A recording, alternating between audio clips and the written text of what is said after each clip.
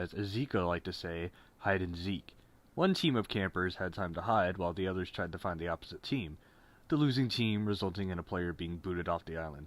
Courtney, Duncan, Katie, Sadie, Izzy, Lindsay, Ezekiel, Ava, Tyler, Jeff, and DJ. You'll be hiding, and the rest of you will be seeking, Chris exclaimed. Chris exclaimed with a smug look on his face.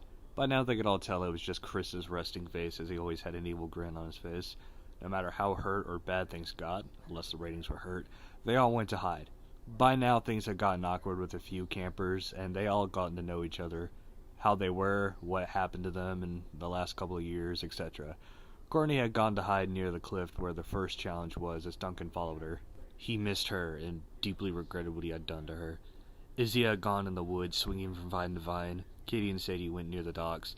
They had watched Toto's around the island before this and found Lashana had done well under the water in the previous hide-and-seek, and, well, Jeff and DJ had gone to the cave where the first Guys Alliance had formed.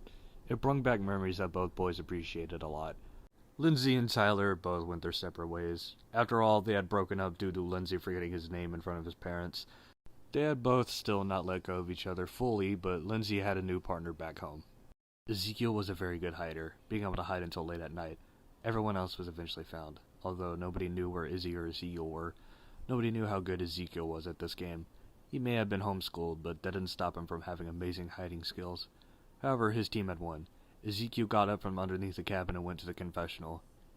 On his way, a mysterious figure lurked behind him, almost mimicking his moves perfectly, like a mirror. Then he turned around. "Who is that?" Ezekiel asked, confused. It was dark, he couldn't see. And soon, he couldn't see at all. He was dragged back to his hiding spot. He cried and screamed as he had seen the Charl weapon being held above him. He was torn apart, cutting off his legs and arms first. He could feel all his limbs quickly detaching, until he could no longer feel anything at all. Each limb was hidden in different parts of the island. It was clear they were not welcome. Chris had come across an arm.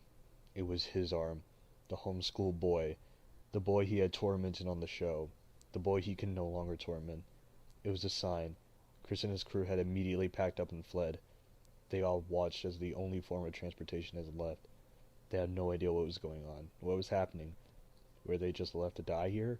No one knew. They all decided to go to sleep. Hide and seek was tiring. They all looked for Ezekiel. He must be really good at hiding.